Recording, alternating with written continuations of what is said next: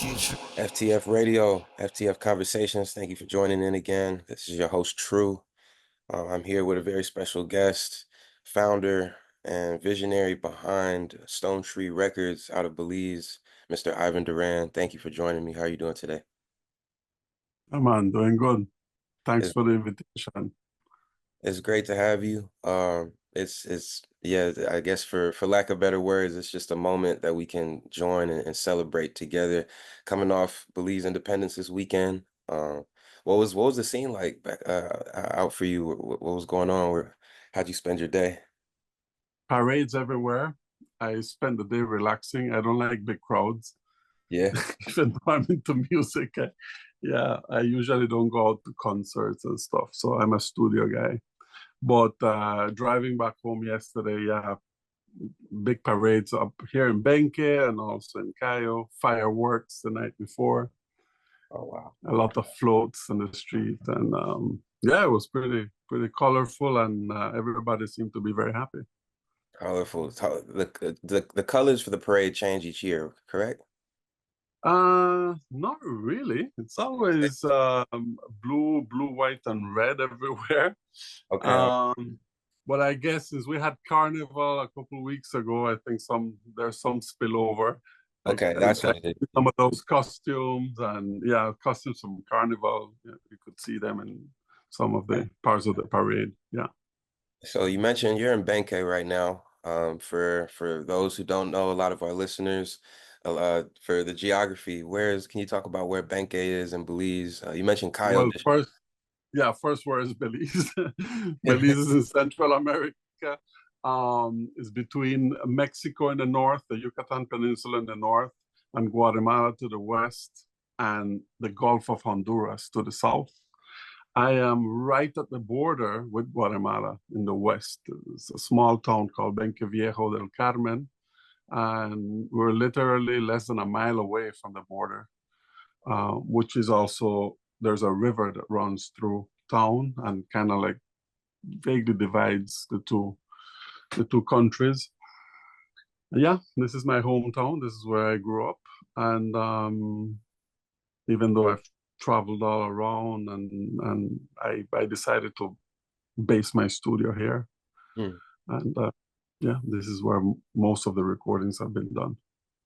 Right. And you mentioned this is your hometown, born and raised in Benke. Um, Before we get into Stone Tree Records per se, can you give a little bit of just what it was like for you growing up in Belize, what you were listening to, how you were spending time, and what got you first in that journey of music? Well, I have a lot of musical memories as a little boy. Perhaps the earliest would be like our civic center. It's called a cancha, but it's kind of like yeah, for lack of a better word, it's kind of like um, yeah, a civic center right next to the football field. It's 2 blocks away from the house where I grew up, Hmm. and that's where every weekend like bands would come to play. That's where the Benque Fiesta is every year.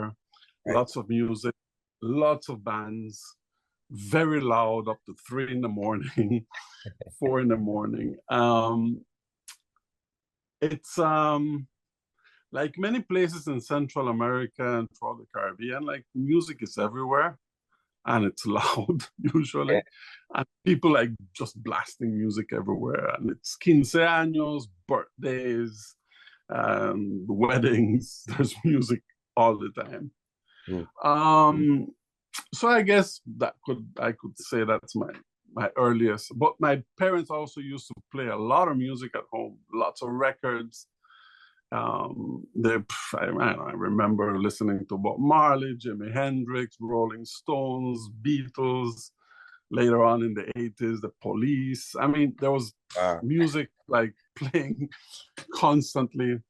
Um, and but perhaps my real musical memories I could point to the couple of years leading to Belize's independence, which was in 1981. But starting in 78 or 79, there were a series of solidarity concerts for independence, where artists from around the region came here and performed at these festivals along with Belizean musicians. And it was usually pretty much like Belizean music, whether it was marimba, brought down music, um, and then, you know, artists from Nicaragua, from Mexico, from Cuba, from other places in the Caribbean. And I used to go to these festivals because my dad was one of the organizers, and I used to like stay there like till 3, 4 in the morning. So I was like out. I was probably 11, yeah, 10, 11. So I do Yeah, remember that, like being close to musicians and close to the stage. And that's perhaps what that was the first time I kind of like saw music like up front. Because before that, they wouldn't let me go to the cancha to see these bands play, right? you just hear it. Um, yeah, I could just hear it from my room. Also, a very important memory I have is my parents used to travel to Dangriga in the south, which is the main town for Garifuna culture in Belize and where most Garifunas still live today. And every year in the 19th of November, there was it celebrated the arrival of the Garifunas to Belize.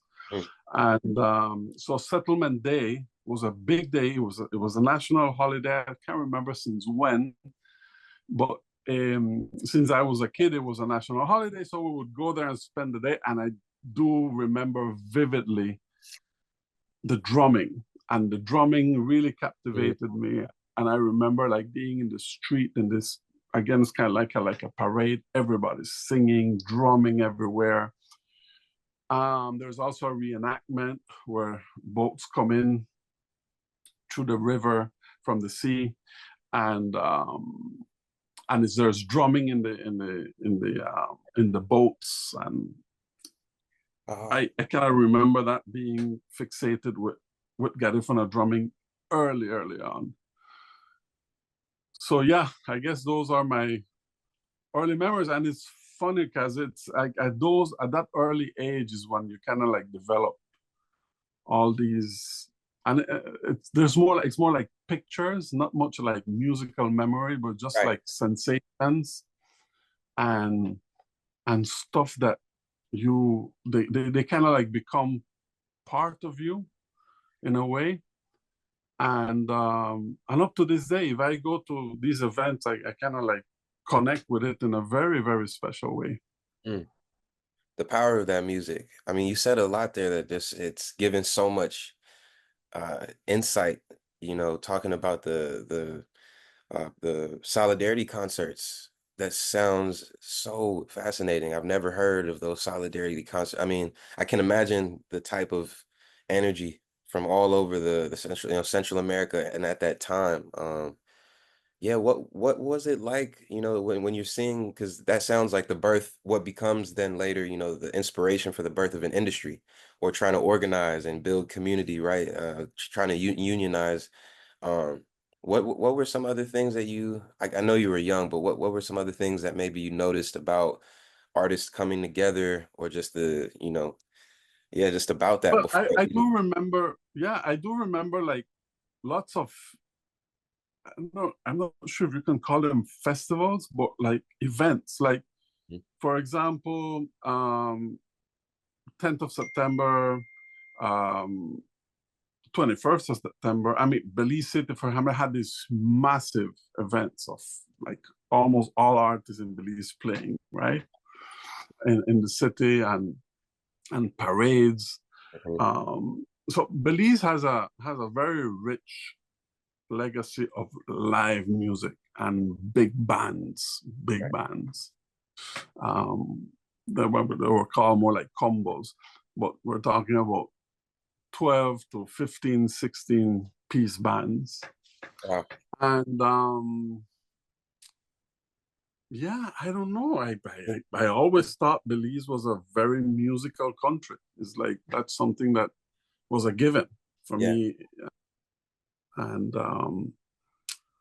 And yeah, and if you don't know much about Belize, well, Belize is truly a melting pot of the Caribbean, Central America, lots of influences in the music as well, in the musical tastes. Like Yeah. you go to one area of the country and you would only be hearing like reggae and soca, but then you go to the north and you hear rancheras, corridos, Mm. merengue, reggaeton in the west now. And then so it's like it's all over the place and it's almost seamless.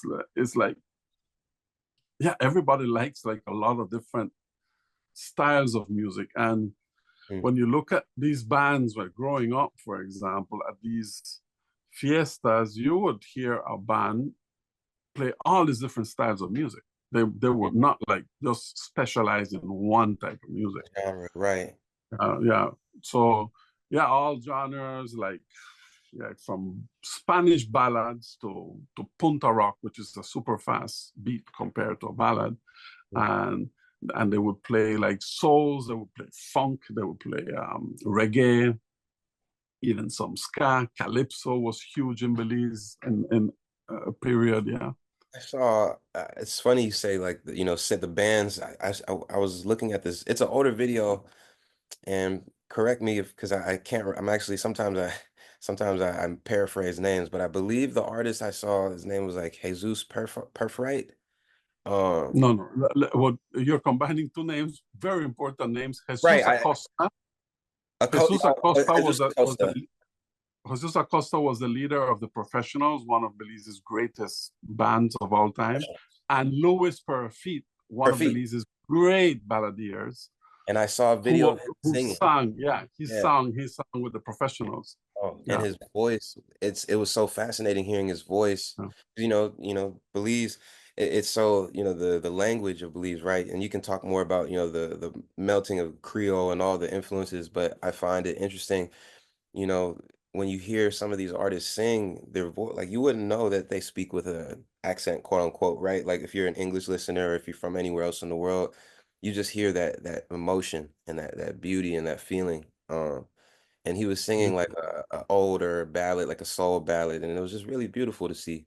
Um, I guess this is a perfect time to get into, Stone Tree Records, and at that point, you mentioned you formed the label in '95, right? Yeah. And I guess, can you talk about what life was like leading up to when you decided to start the label, or when you were, when you began working as a producer? Yeah. Well, I started playing guitar at age 12. Mm. I wasn't sure if I was gonna be very serious about it, but at some point, I think when I turned like 16 or so, I kind of like I had a couple bands in high school, this and that. I was thinking, you know what, I'm gonna give this a shot, and I started studying guitar Mm. first in Barcelona, and then I enrolled in the National School of Music in Havana, Cuba, where I studied classical guitar for about 5, 6 years. Um, and before graduating, I realized that I what I really enjoyed was being in the studio and producing more than playing. I did a few live shows and I really didn't have a good time. It's like I had stage fright. I didn't enjoy the fact of just being there for a moment. I like the fact of recording something for posterity and having full control of what is happening, which is you cannot control in a live setting. Um, and then I started right away. I started making records first with my friends from school, and later on, I invited artists from Belize to come there to play with my friends, with these fantastic musicians that were there, and that's how I started Mm. producing. And this, of course, coincided with that whole digital revolution that for the first time you could afford to record digitally at a much lower cost as Wow. opposed to tape and big studios in the past. In Belize, there were no studios by then. The only studios that had existed here officially were was the Radio Belize studio, which was a studio very well built by the British. This was in the 50s or Right. early 60s. BBC would And it, broadcast. yeah, so BBC had something to do with it. The acoustics were great, the equipment, and they used to record for radio. These were radio sessions, and they used to bring in bands to record. And then the studio was converted into a TV studio in the 80s, and that Mm. was it. So there were no music recording studios. And Oh, then in the early 90s came the digital audio recorders and so on. So there were a couple of studios that started to pop up. And that's where Stone Tree starts. In 95, we record the first two albums, one by Mr. Brian David and one by Andy Palacio. And yeah, that's how I decided to start Stone Tree.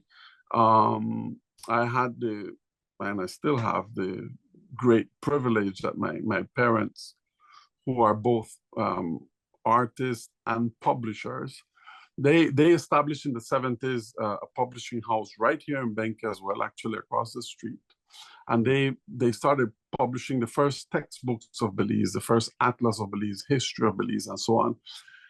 And for me, it was like very easy because it was not books, it was music, and I took advantage, and I had incredible support from them in terms of having that initial infrastructure to get up and running, right.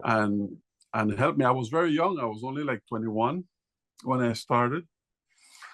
And we put out the first compact discs in Belize. Actually, I think it was the first one that was locally produced. Very Um, first. yeah, Wow. the very first CD. We came late in the game. Yeah. CDs were very popular everywhere, but nobody had recorded one in Belize. Yeah. So we started putting out CDs. It was extremely popular because it was like a novelty, and for the first time, Belizeans being able to purchase an album by a local artist in CDs. Before that, it was either vinyl up to the 70s or cassettes. Throughout the 80s, it was cassettes, tons of cassettes. So quick question on that. Just not because I want that to very, very like the story that you're sharing is just is mind blowing. Is most of the music, are most of those cassettes and vinyls somewhere still in Belize? Of course, of Like, course. And yeah, we're trying to collect as much as we can. and Um, digitize that yeah, outside. cassettes are very popular, and they actually still sound great to me. I mean, if Yeah. you have a good tape deck, this stuff sounds fantastic. Um, and of course, vinyls that from the late 50s. There's a very good discography of Belizean music being recorded and put out on vinyls and a few 45s, Mm. 7 inch. Um, yeah, so that's how kind of like we started. I have to mention that before Stone Tree, there was a kind of like a precursor that it is extremely, extremely important, which is in the 80s. Andy Palacio and a group of friends um, started a label called Sunrise, and they did the recordings on cassette. This was a cassette multi-track. I believe it was a Tascam or an Akai, Yeah. like portable The 8 tracks or multi. 6 tracks. Yeah, either way, they probably started with a 4-track, then upgraded to an 8-track. Wow. And they did a series of very important recordings because they were going into communities recording traditional music mainly, but they also did the first Punta Rock recording with Pen Cayetano. They did a recording with Sounds in Corp, which is another very important early Punta Rock band from Dangriga. They recorded marimbas, they recorded just drumming, for example. They recorded some broke down music.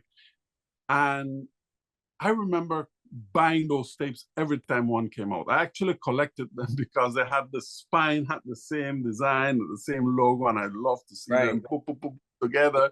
It was like, to me, it was a beautiful thing. And I remember even the covers were like duotone, like to me, I thought it was very elegant and Mm, classy. And these tapes were like to me were kind of like a blueprint. Like, okay, well, let's take it now into the digital world. right. And actually, my first record, my after my first two recordings with Andy Palacio and Brother David, I actually went on like for 2 years to just record traditional music. I did a drumming album. I did a Maya harp music album. Um, I Mm, did a Mr. Peters, my first Mr. Peters album, um, without altering the music. This was like right. it Right. wasn't a field recording because it was actually produced in a studio, Mm, but I did not interfere with the music itself. yeah. Perhaps like multiple takes to get the best take, but it was the music as is. Mm, And the reason and it's not because I didn't want to really get involved, it's just because I wanted that to be the starting point. yeah. I thought it was important. You can't just start experimenting with stuff Yeah. without preserving that source. Right. Right. The And root. later on, I kind of like I went into deep experimentation and did all kinds of stuff. So that also comes from my love to kind of like traditional music from all around the world. Really, I started collecting records, all kinds of records from West Africa, from North Africa, from the Caribbean. Those early calypso records, I remember loving them. Mhm. These were basically just field recordings. Like there's this fantastic recording by Jeremy Cook in Trinidad, where he's recording these Calypsonians in the tent, and he moves the mic to the crowd, and you could hear the crowd responding to him. And wow, it's like, and this Wow. is like a mono recording, but it's almost like 360. And I'm listening this in headphones. I'm like, wow, this is incredible because Right. it kind of like transported you to the place, right? Where you're So, at. and that's another thing that I kind of like loved in all these recordings I used to listen. The power of music to take you somewhere else. Um, I that's what I aim at any recording I work on. It's like, where are we taking the listener to? Um, which is a different kind of philosophy. Of course, we're talking about a lot of these things are instrumental or they're sung in a language that I don't know, in the case of Garifuna. Yeah. Um, and even in the case of early Creole music, I mean, Mr. Peters is very hard to understand, even for Creoles in Belize. This is some very raw stuff, right? Yeah. And Yeah. some words that are not used anymore, and so on. So it's almost foreign in a way. You know, Um, that's a great thing you mentioned because I do remember, I think some of the earliest recordings I've heard of yours, definitely the Andy Palacio recordings, the Brother David recordings, but some of the Mr. Peters recordings, there's an album. It's the album with Good Morning Belize, and it's like a compilation. It's the bus, the cover is the bus. It's like yeah, a yeah, yeah. that album in particular, I mean, just I mean, having all of those different artists on there was fantastic. But you can hear that, yeah, some of the Creole use like stuff that I don't hear often anymore. Like Mr. Peters is one of the Yeah, artists my dad loved listening to as a boy as well. Like I feel yeah, like yeah. yeah, he loves joking about just the feeling when you see Mr. Peters with that accordion. It's such a it's a sight. You're just like, dang. So Mhm. I guess before, because I'm really curious to hear you talk about you mentioned a lot of the styles. You got Bruck Down, Paranda, Garifuna. Before we get there, you said something very interesting about how music, the power of music to transport listeners. What do you feel like Stone Tree Records contributed with putting Belize on a global map? Could talk about being able to transport listeners in different places. I mean, your music, the projects definitely were able to bring people to Belize, but I'm sure there was also impact outside of just Belize as well. Yes, indeed. And again, that's another extraordinary power of music, and throughout the world, this has been the case, right? A Mhm. very nearby example would be Jamaica with reggae. But yeah, I think that the way we made those records um, were there was a genuine sound. We're not trying to pretend to sound like anybody else. And we were making them with the tools at hand, whatever we had. So I remember the first recordings, we didn't have the best mics or the best anything, and it didn't matter to us. I remember that very clearly. By the way, I'm a big fan of Lee Scratch Perry Oh and yeah, him messing up in the studio, right? And using tools that are not intended for something, but putting it on something else, like the Mutron pedal, putting it on drums or something else, or the way he used delays, right?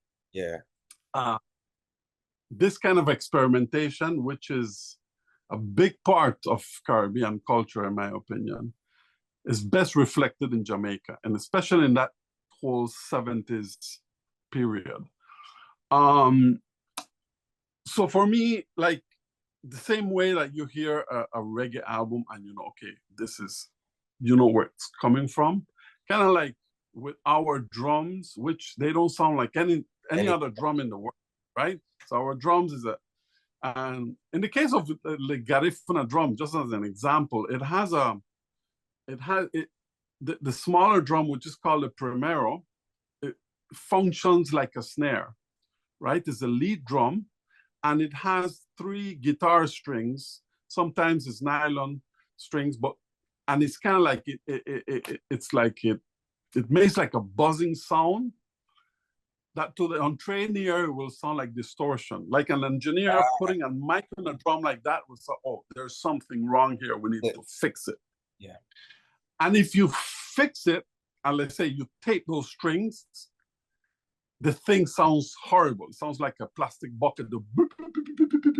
Makes no sense. And so, as an example, right? So we have this sound that really cuts through all the recordings, and it's yeah, that buzzing and on playing. So you kind of like start taking these elements, and you start trying to make it a part of a sound that you're building. right, Um, we stayed away from electronic instruments as much as possible. yeah, We electrified probably was the bass and guitar, and that was yeah, it. yeah, Then you kind of like try to capture the surroundings. I use a lot of like ambient noises and stuff, sounds. We recorded several albums right by the beach in Hopkins Village. We didn't even close the windows. It was too hot. Let the birds come in. Like it doesn't matter, you know. yeah. It's You kind of want it, like you want all of that. yeah, and it does make a difference. It does make a difference. So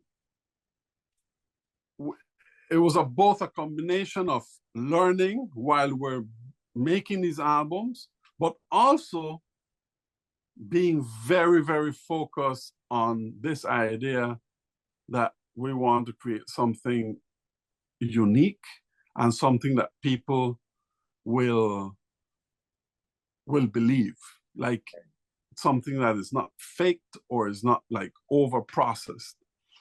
And I think that that was especially with the album of What in Abayande Palacio, which is perhaps the album that really took off and kind of like crossed over Mm.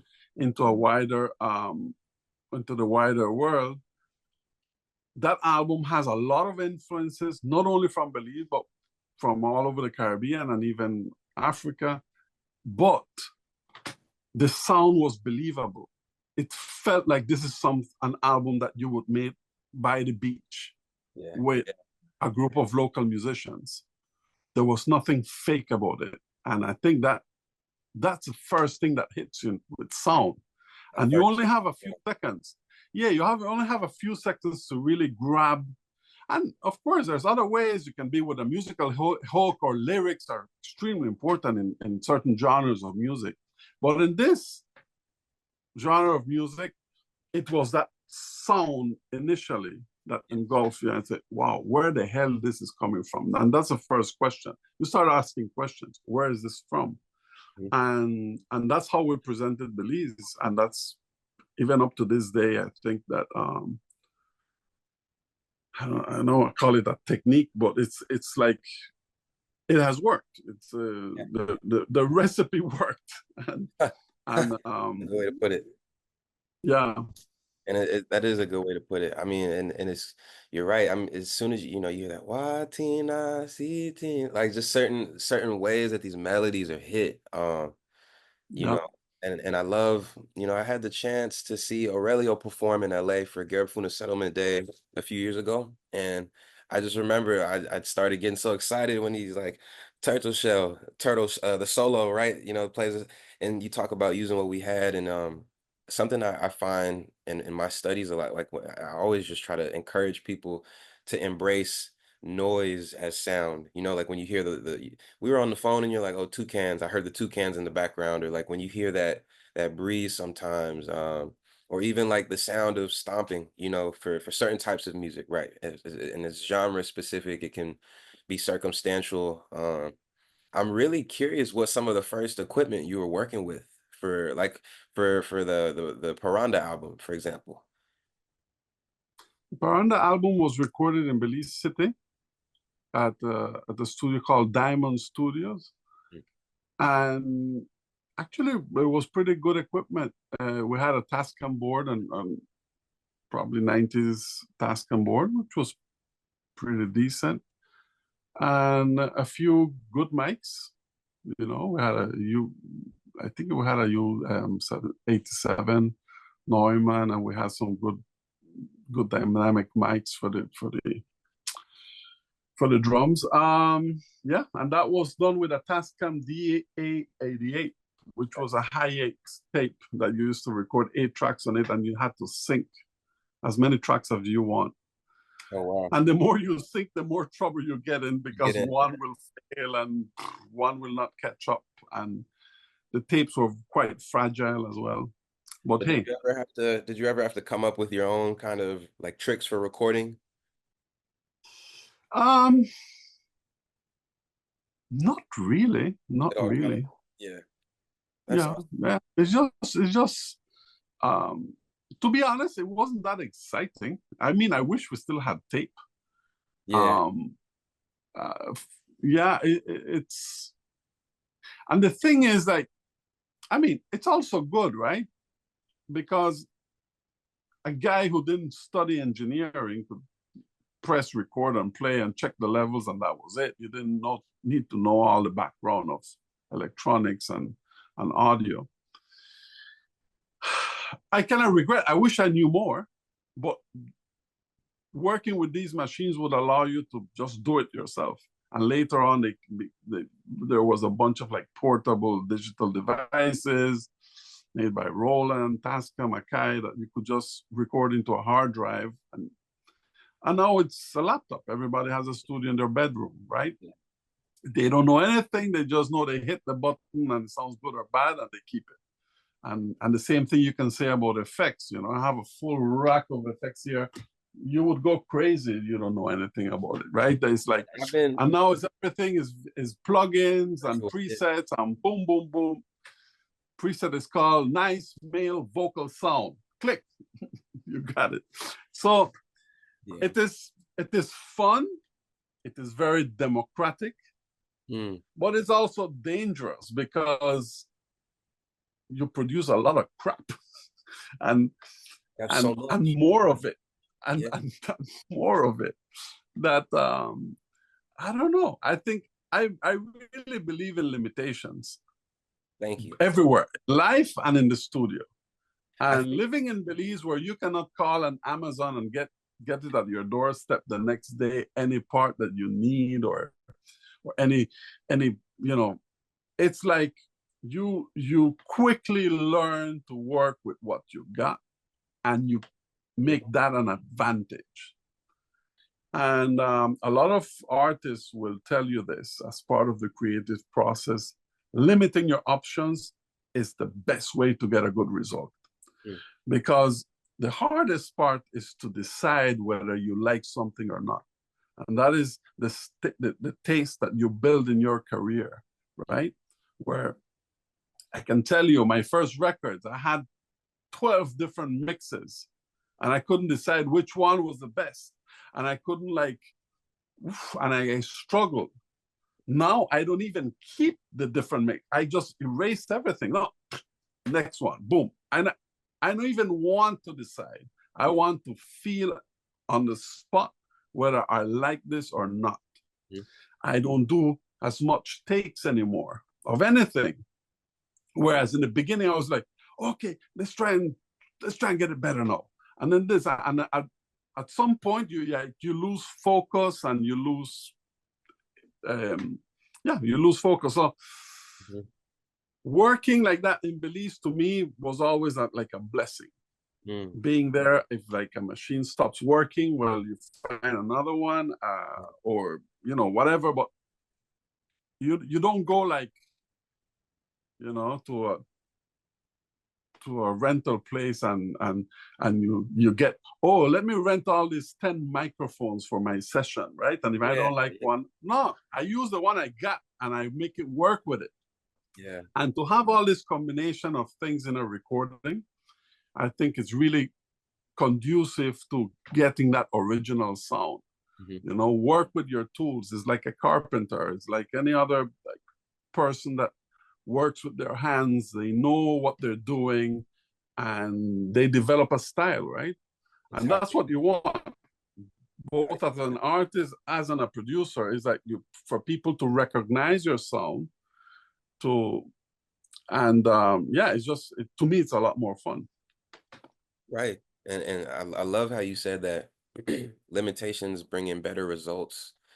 I'm learning that. I think, you mentioned that when we first spoke on the phone too, and I really resonated with that. I think, and this is probably a perfect segue into the Belize Music Project, right? Because today, with all these tools, you have all these tools, and it is easy to get overwhelmed, not make decisions, or to keep repeating not mistakes, but just not creative, not to not take it further. It's easy to get comfortable with all these presets and loops and samples. We had a brief conversation around the Belize Music Project and your vision for the future, and you were talking about access to sounds and tools. Where are you at? What is the Belize Music Project? Why is it so important? And I want to especially emphasize how we talked about like this connection to knowing the importance of what came before. How you're saying, like I love this the rack that you have behind because it's like, yeah, that is some of the experimentation, being able to return to. But yeah, so let's get into Belize Music Project and just preservation and what you're trying to do and what your vision is for Belize music's industry. Well, the Belize Music Project, at its essence, is the first attempt to document the entire history of music in Belize, as far back as we can go. Let me rephrase that: recorded history, whether it's written or audio recordings, as far as back as we can go. So there's many reasons for this. One, it is important for a country to know its past and its musical legacy. And the next reason is because there's the vast catalog of Belizean music that exists predates the digital age. So this stuff doesn't exist in our digital world today, which is where 99% of our youths gravitate to. Everything is digital now. So we have all these recordings that have been stored at the archives department for decades in magnetic tapes, in even on vinyls and 7-inch and long plays, in cassettes that they don't exist anywhere on YouTube or Spotify, Apple Music, whatever. So that's the first big problem that we have, Hmm. because we're moving at the speed of light now. Especially if you are a young person, you think you're gonna reach Mars next year, and you don't have any concept or very little concept of what was there before Yeah. you decided to make music. Mm. So I would say the same way that I was loving those cassettes from Andy and Sunrise Records. And I kind of like connected the dots. Right. Youths today are only connecting the dots that they have in front of their screen. If it's not there, it doesn't exist. So this is extremely important because big chunks of our history could be completely erased if they don't exist in these new platforms. Yeah. And if they're not readily accessible to all these younger musicians, students, researchers, and so on. So the Belize Music Project, the first phase of it is kind of like we're on a discovery mode. We're trying to collect every single piece of music that has been made in Belize. Mm-hmm. We kind of go back 100 years. The earliest recording that we know about is a recording from the 1920s made by a BBC crew in the logging camps. These are mahogany logging camps around the Belize River Valley, near the village of Boom, close to Belize City. And these are about 8 songs. Basically, they are chants, call and response chants. These are working songs that these group of men would sing in the logging camps. And they were recorded in this tape. So that is the earliest recording that we know up to now. And this is the precursor of Brockdown music, which is, it comes out of the mahogany camps and later on included other instruments. First, the drums, which were banned for many years, right? When you say banned, they were also banned in Belize. Yes, of course. They were banned in Belize because they were a way to communicate, right? And the later on, other instruments came about, mouth organs, banjos, bass instruments like washed up bass, then later on accordion, whatever instrument that would come to the colony, they would, if they make it up, so, and then after that, Belize has a long tradition of marching bands. These are kind of like military bands. The British were like in all their colonies in Africa, they would like send all these brass instruments for these bands. So Belize had the colonial band, the imperial band. Anyway, so none of this is recorded, but we know the music that they played because of the sheet music that still exists. So what we're doing with the project now is kind of like, first of all, we're creating a complete discography of Belizean music, which doesn't exist. So a listing of every single recording ever made in Belize up to the year 2000, and then a listing, a directory of every known musician that lived in Belize. And we're working on that. Now, here's a beauty, right? Because I say something like this, and somebody in the US or even in Jamaica or in Trinidad or in Mexico would say, "You're crazy, it would be impossible." And I'm like, no. But when I was a kid, the entire population of Belize could fit in a football stadium. Like, we're only 120,000 people living in the country. And back then it was even less, right? So today we're like under 400,000 people only. So we're not talking about hundreds of thousands of musicians. We're talking about a few thousand. Yeah. And the recordings, we're not talking about tens of thousands. We're probably talking about in the low, I would say less than 100,000 for sure, right? So we're not talking like it's a massive undertaking. I mean, it is massive for us because, well, my team, we're a very small team, but we're going to complete it in the next 5 years or so. Right. So, and again, that's that's also kind of like the beauty of Belize, because things like this can have a huge impact, but we also have the ability to really deliver in a time frame that is doable.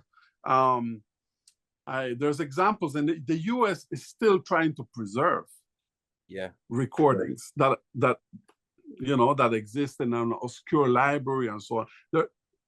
You haven't had time. Why? Because you have millions of recordings throughout the history. And then you're right, once the And digital age, everything picked up. yeah, so that's the first kind of like phase of the Belize Music Project. We have several components, but the next one that is really close to my heart is how we're going to take all this material and introduce it to the younger generation. And how we do that, I think, is extremely important, because it needs to be somehow exciting. Like, we need to make it interesting for them and not just tell them, oh, listen to this old recording. And by the way, in some cases, they're hard to listen to. Like, these are poor recordings, sometimes field recordings. Mm-hmm. But guide them to kind of like find those gems and find the things that resonate with them will be extremely important. And also then make all this material, all these historical recordings available to them so they can then make new music out of it, whether through sampling, looping, rearranging, or just as a source of inspiration also, right? Why this is important is because I think if Belize is to have a future in music, it needs to find and define its own voice, right? Yes, we can compete doing soca music or doing hip hop or doing anything, fine. I mean, or doing pop, you can, but that is not what this project is about. This project is about finding that Belizean voice, that Belizean sound, that Belize and the rest of the world can identify themselves with this piece of land that we call Belize today. So for the first time, I see many things align for this project to be possible. On the government side, on the political side, but also on our social partners. It's incredible. Everybody feels that this is a necessary project that is long overdue, and that we have still time to document all this stuff before it's lost. So the biggest chunk of this material has been sitting at the archives department for over close to 50 years. And these are recordings that were made at the Radio Belize studio, that same studio that I mentioned about. Since it was the only studio in Belize, that's where all the groups and artists had to go to record. Huh. So all these recordings were there, and then once they switched formats, they stopped playing those tapes, and nobody has heard those tapes anymore for all these decades. So they've been just untouched for over 50 years. Untouched, right? So the first thing we did, we started digitizing them. So far, we've digitized close to 1,000 tapes. This is close to like 5,000 songs. Wow. Some of it, like, nobody remembers. Like, many of the artists are dead. Yeah, and they haven't been played on radio for decades. So that's the first kind of like big uncovering. And then we're moving to other archives, private archives, musicians that they still have some of these tapes that they record back in the day. And yeah, so we're gonna do several things with that. We're gonna start working on a Belize box set to select 100 songs from all this catalog of music. We plan to release this next year. and there will be a 100 songs that kind of tell the whole story of music in Belize, um, for the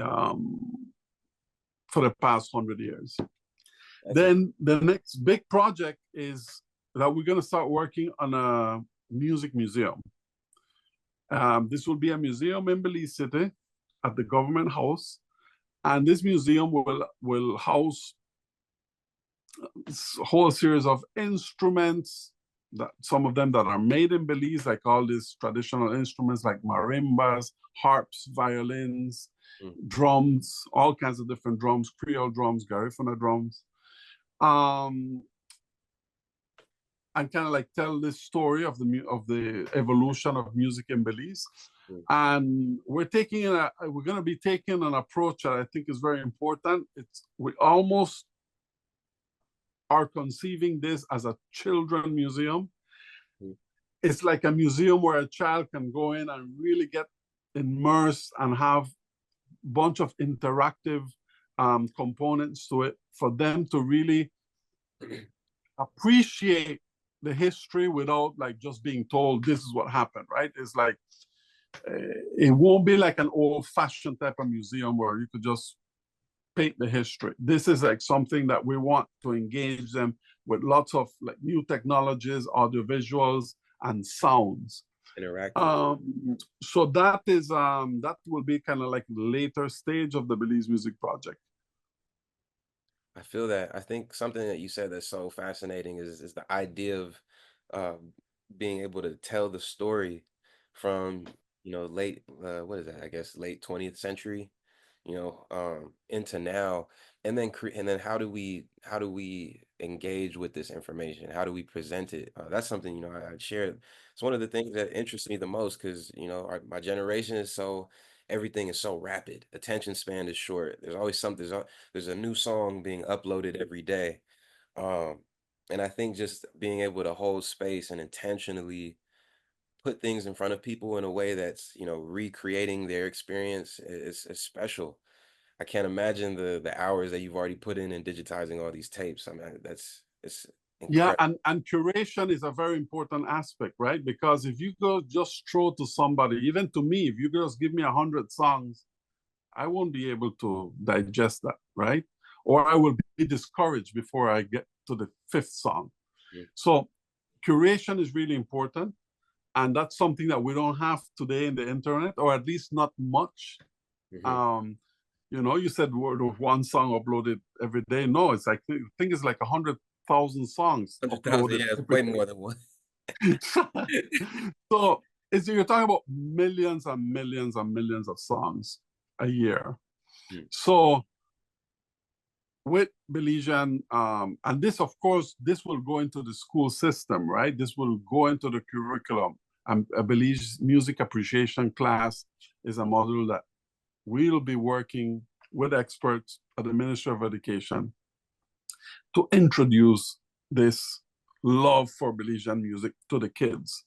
And for that, you really need to be very selective, and you need to be, with pinpoint accuracy, how to get to their hearts right. the most direct way. Because you can't just tell them these big things, big numbers, and yeah. So to me, it's very exciting. Even though I spent most of my life producing records, I think this is a project that has been in the back of my mind for many, many years. Mm, And this is it's truly incredible that the time has come for this to take shape. mm, And yeah, I think in the coming years, we will look back and say, in part thanks to the Belize Music Project, we have a whole new generation of Belizean artists mm, making Belizean music that is unique and speaks to the culture and speaks to the world about who and what we are. mhm. Um, Without disparaging any of the music that is being made today,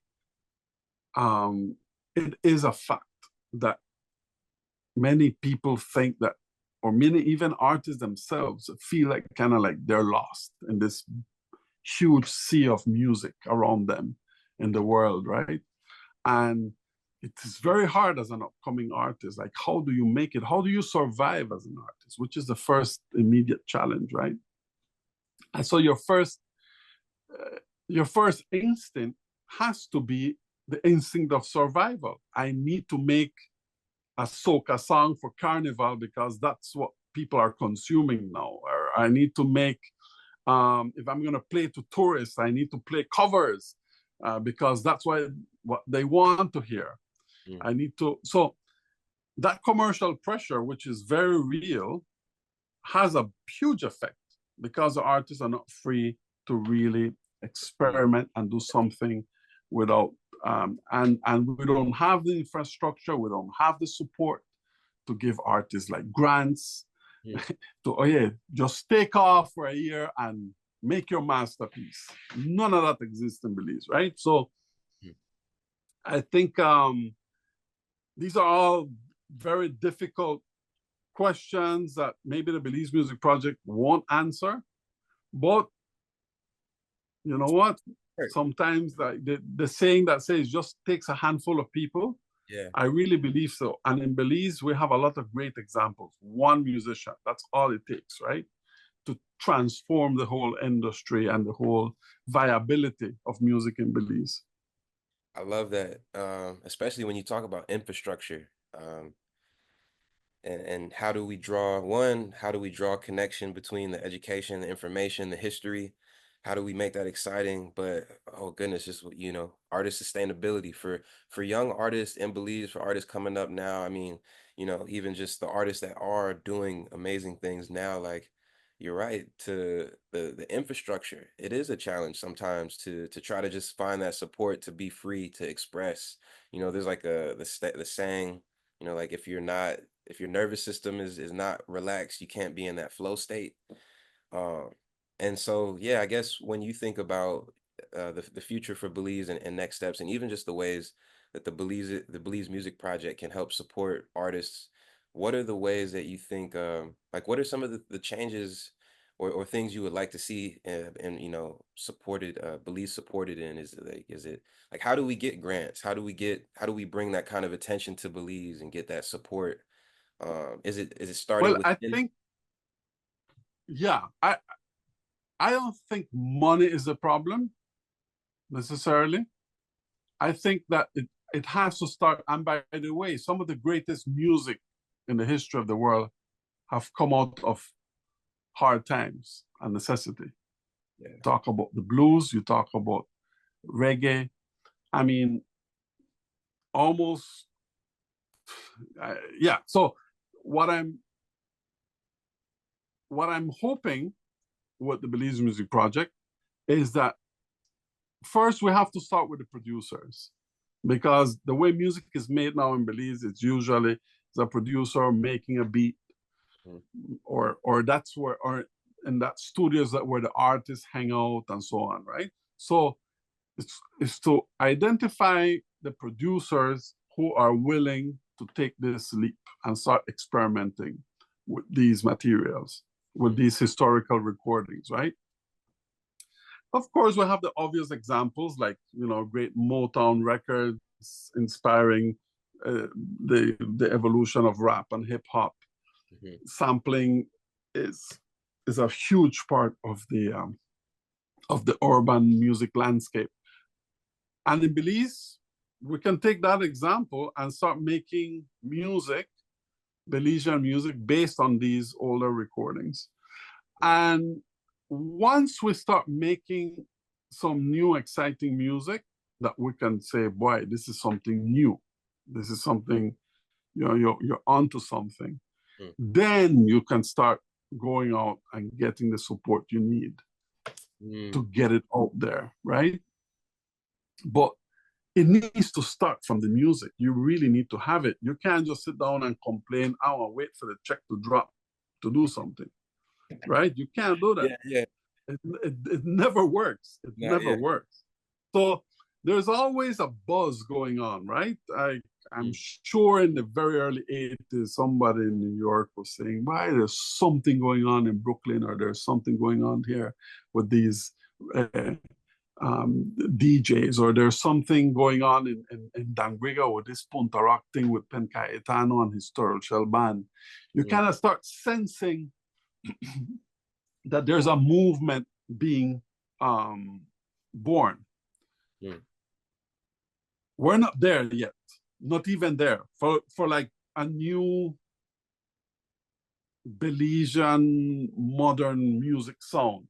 Right. So if in the next couple of years we can get to that, I think then we can start having the next part of the conversation is what needs to be done to take this music where it needs to go. And I think that Belize is still an undiscovered country for its music and for its rhythms. I think there's potential, definitely.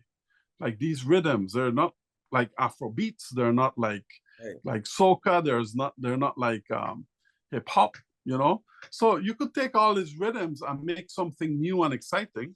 That's my hope, right? But like I mentioned, we're gonna start working with young producers. We're gonna actually invite them here to the studio, play them these things, start editing these samples and loops, and start creating new beats. And then we're gonna get the artists involved, you know, to start writing lyrics and making arrangements and making songs out of these beats. I remember you mentioned wanting like sound libraries, right? Like samples and building. I I forgot to send it to you. There's an album. You definitely should probably know this album. Um, Let me pull it up right here. It's called Musica Traditional Garifuna. It's by Kazabe, the band Kazabe. Yeah, they're from Honduras. Yeah. Yeah, Honduras band, right?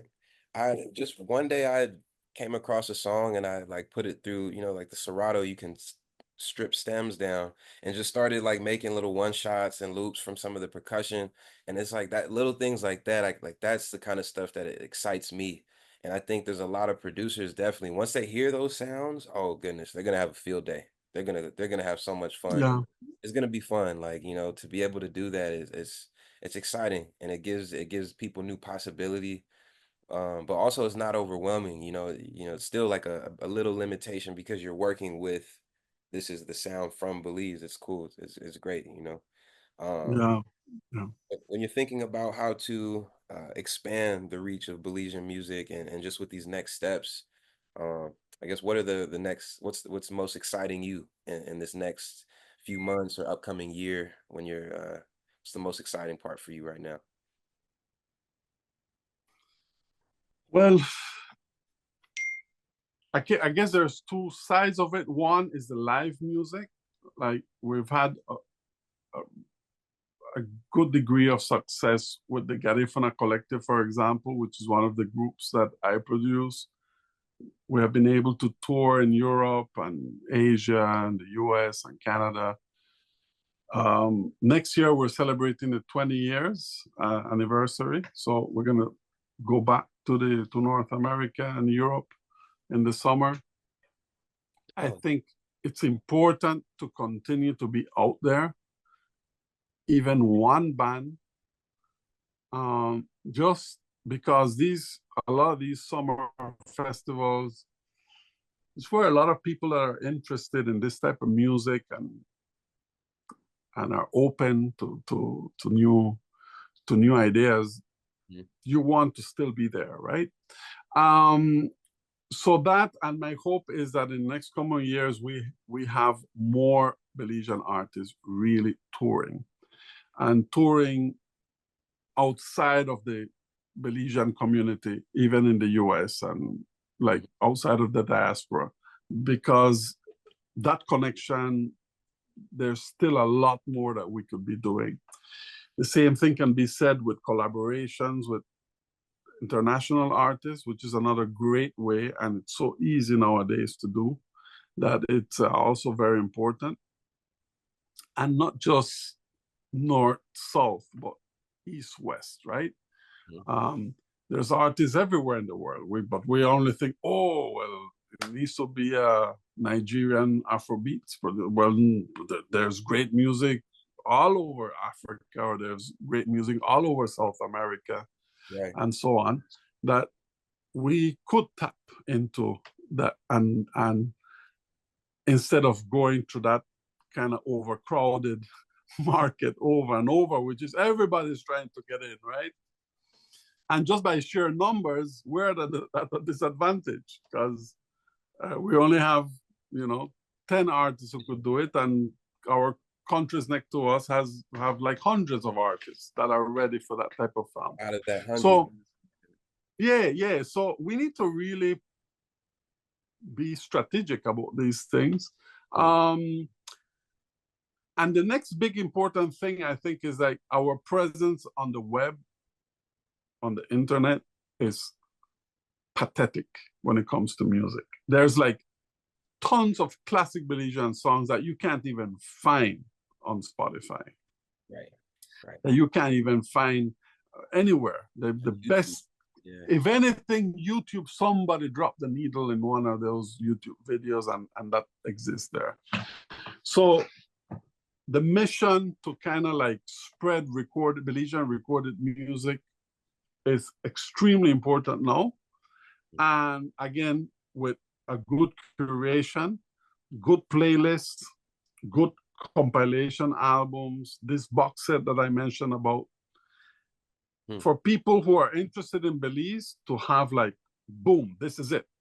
Yeah. Listen to these 10 songs and you'll get a pretty damn good idea, right? And then you can dig that further. But right now, we don't even have that. If you type Belizean music, you will get a couple of my records and Lord Rayburn and Mr. Pete, and that's it. It's like you don't get that richness that should be out there. So we're gonna work very hard on that next year Mm. to have more Belizean music out there. And hopefully, you never know. I mean, artists around the world are always also trying to find something new to do, something new to collaborate with, Shit, when was the last time there was a Belizean hit in the world? Well, Right. there's never been one. So, boom, that's your story right there. Wow. Wow. So, that's a perfect moment to ask, like, what is some of your, just in closing, what's some of your advice or reflections for the artists today, or just, for artists out here listening, for the next generation of culture, archivists and artists in Belize, what's your advice to them? Where do they start? What are the things to remember? Remember to get a job, and don't depend on music to pay the bills, at least in the beginning. And this is very important because you're gonna just frustrate yourself, Yeah. and you never know what's gonna happen in music, right? Some people say it's like the lottery. Other people would say it's just luck. And the truth is that some of the world's greatest artists died poor. Van Gogh paintings were sold for less than $100 when he was alive, right? You cannot see art as just a monetary transaction in the present. If you're really into making art, right? Um, so try and secure other ways how to make a living and still and maintain your integrity as an artist as much as possible. Mm. And then that's kind of like also very exciting, no? Knowing that if you're good at it, many great things can happen to you, and it's an exciting life, right? So you never know which email you're going to get tomorrow, or which a producer will want to work with you, or which artist will want to collaborate with you. So that should drive you, Mm. but make sure you don't frustrate yourself, and definitely try not to put the blame on others for your shortcomings. It's because that's the easiest thing, right? I'm a genius, but nobody sees it. Or I'm a genius, but, nobody wants to pay for it. So it's a it's a very difficult choice. But I think when you're an artist and you know you're an artist, you can't help yourself. You either do art or you die, right? It's like you, yeah, it's not something that you study for it or and the sooner you realize that, hey man, maybe I don't have what it takes. Yeah. Well, get out of the game, as right? Get out of the game, and guess what? There's a bunch of other stuff like to do, Right. like what I did. I was never a great guitarist, and I kind of figured that out. Nobody would be calling me for a bunch of gigs to play the guitar. I knew I had to build something myself, Mm. and I took on to production. But I could have been also a manager, a sound engineer. Mm. I mean, there's many other things in the industry Yeah, keep around music. that Yeah. need help, and it's not just being an artist, right? Yeah. And being a quote unquote mediocre artist will help you a lot to understand the scene. Like knowing music, just knowing a musical instrument, and it's funny because a lot of the people you interact with in the industry, from attorneys to presenters, festivals organizers, if you ask them if they ever played an instrument, almost 9 out of 10 will tell you yes, that their love for the industry came from the love of music, and Mm. that they themselves were musicians. So there's a lot of possibilities for sure. I think that's wonderful to remember that too, like to have that connection. I think everything comes down to we were talking about, purpose and just, knowing your purpose with it all. Um, I almost want to just a last question before you go. I know you guys probably got, some more ahead of you this weekend. I'm curious if you could let me know what your favorite, maybe three to five, like your most favorite projects you've worked on. I guess, thinking more traditionally, was it some of the Mayan harp music? Was it the records, the paranda music? And I know it's probably a tough question to pick a favorite. You can't put one over the other, but maybe just if there's anything that's coming to you, what was some of the most exciting sessions? Perhaps my favorite record is probably a record that you don't know about, but it's a dot poetry record by Leroy Young, the Grandmaster. Mm. The record is called Just Like That. And it's a dope poetry album, which I made the music Mm. to. That it's still up to today. I hear it and I say, wow. Um, well, of course, there's Watina for all its other significance. There's a Paranda album, which kind of like was the album that broke this whole Paranda movement, Yeah. along with Aurelio Martinez and Andy, Mr. Paul Nabor, Junior Aranda, Gabaga Williams, Porcino Cayetano, all these great paranderos that I was so lucky to record before they passed.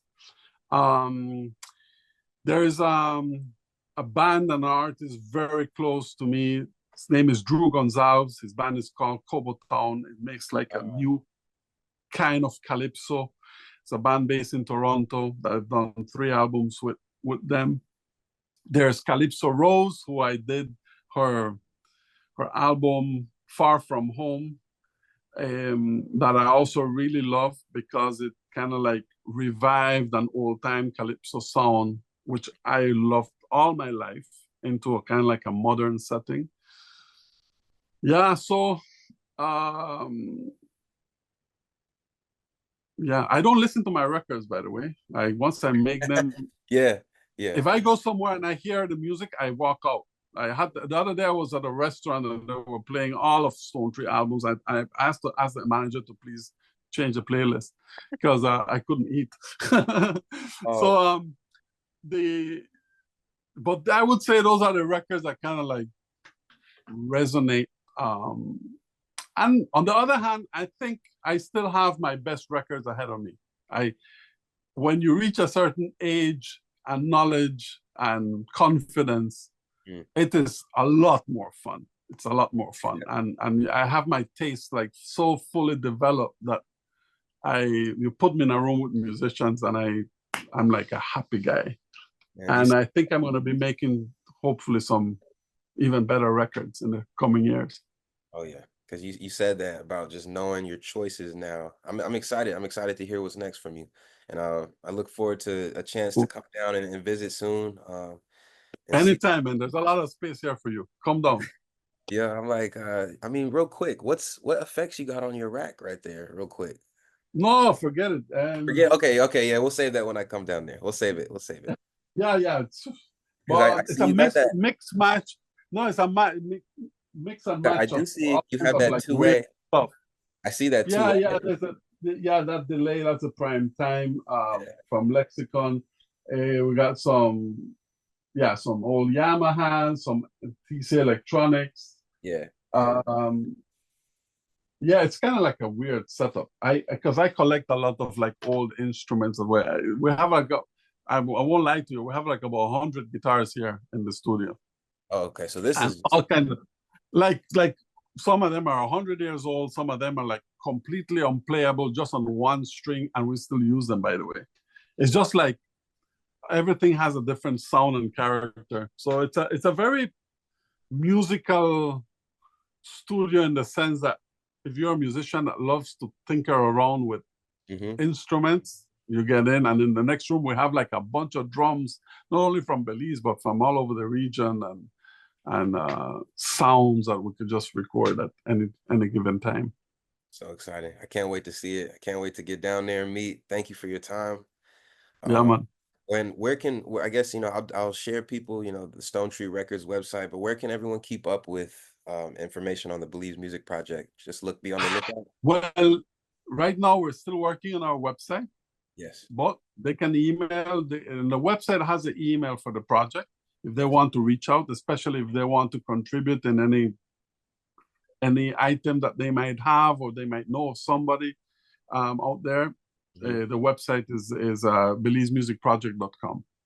Amazing. I'll make sure we share that out. Thank you for your time. This has been Cool. such an Yeah, man. exciting Thank episode. you. I'll see you It soon. was fun. Yeah, man. Take care. Bye. Yeah.